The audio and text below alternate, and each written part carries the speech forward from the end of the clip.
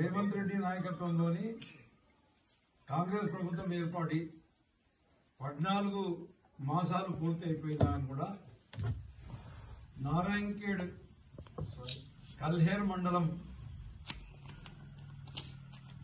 పూర్తిగా అభివృద్ధి నోచుకోకుండా నిర్లక్ష్యానికి గురైందని చెప్పేసి తెలియజేస్తున్నాం.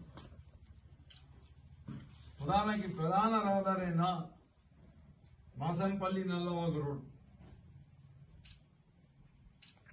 దాని మీద కనీసం నడవడానికి కూడా మనుషులు నడవడానికి కూడా వీల్లేని పరిస్థితి ఏర్పాటైంది. అది మా టీఆర్ఎస్ హయాంలో మేము మంజూరు కూడా చేసినాం, టెండర్ కూడా పిలిపించినాం. కాంగ్రెస్ ప్రభుత్వం అధికారంలోకి వచ్చిన తర్వాత ఎక్కడ వేసిన కొంగడు అక్కడలాగానే మిగిలిపోయింది. అదే మాదిరిగా కల్హేర్ నుంచి పిట్లం పోయే రోడ్డు కూడా మంజూరు చేసినాం, టెండర్ అయిపోయింది.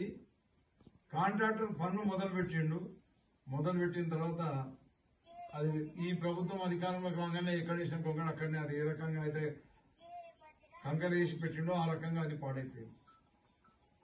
కల్హేర్ గ్రామం నుంచి రాపార్తి మీదకి వెళ్లి రాపార్తికి రోడ్డు మంజూరు చేసినాం. ఆ రాపార్తి రోడ్డు కూడా టెండర్ అయిపోయింది, కాంట్రాక్టర్ కూడా లెట్ అవుట్ అయింది. కానీ ఆ రోడ్డు ఇప్పటి వరకు కూడా ప్రారంభం కూడా కాలేదు. మరి దీనికి అంతటికీ కారణం ఏందో ప్రజలే అర్థం చేసుకోవాలి.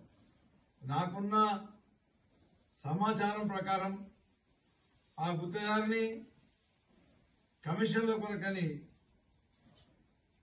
ప్రభుత్వంలో ఉన్న పెద్దలు ఎమ్మెల్యే గారు కానీ ఎంపీ గారు కానీ వాళ్ళని హరాజ్ చేయడం మూలంగానే వాళ్ళు వచ్చి పని చేయకుండా ఆగిపోయింది అని చెప్పేసి నాకున్న సమాచారం. అట్లనే కల్లేరు టౌన్ లో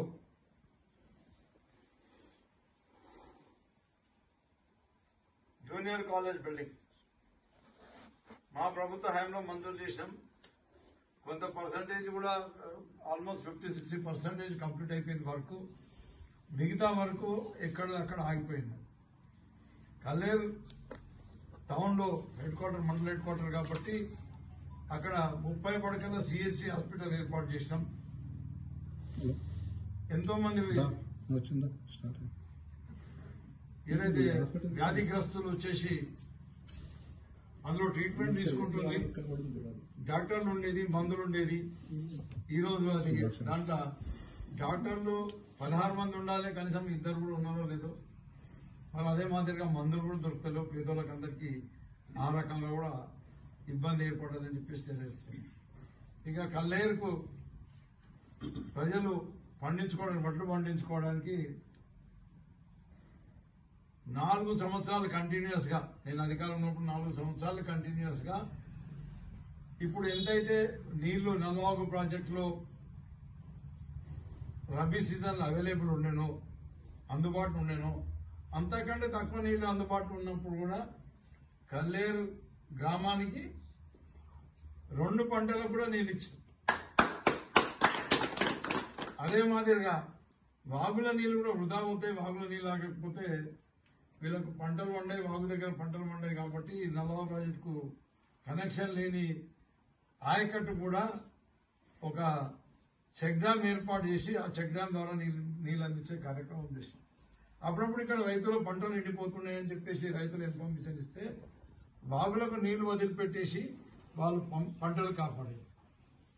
ఈ రోజు కల్లేరులకు పంటలు పండుతలేవు, కల్లేరులకు రోడ్లు లేవు. ఎక్కడ పోయినా ఇది ఏమో మన సముద్రంలో ఒక ద్వీపం ఉంటుందా, ద్వీపం లాగా తయారైపోయింది. అటు రాపార్తి మీదకి హైదరాబాద్ పోదామంటే పోనీకి వీలు లేకుంటున్నారు. అట్లనే ఇటు పిట్ల మీదకి హైదరాబాద్ పోదామంటే ఆ రోడ్డు ఖరాబ్ అయింది. అట్లనే ఇట్లా రాపార్తి మీదకి పోదామంటే ఇంతకుముందు బొమ్మేనాయక్ తాండ వరకు చేసిన రోడ్డు మంజూరు చేస్తే అది కూడా నడవడానికి వీలు లేకుండా కాంట్రాక్టర్ కాంగ్రెస్ వాళ్ళు తీసుకొని దాంట్లో కూడా నాణ్యమైన పని చేయకుండా అవినీతికి పాల్పడి ఆ రోడ్డు కూడా పాడైంది.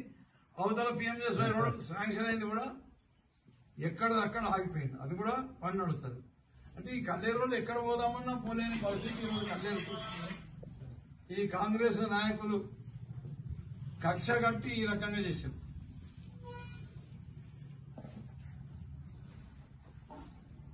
అదే మాదిరిగా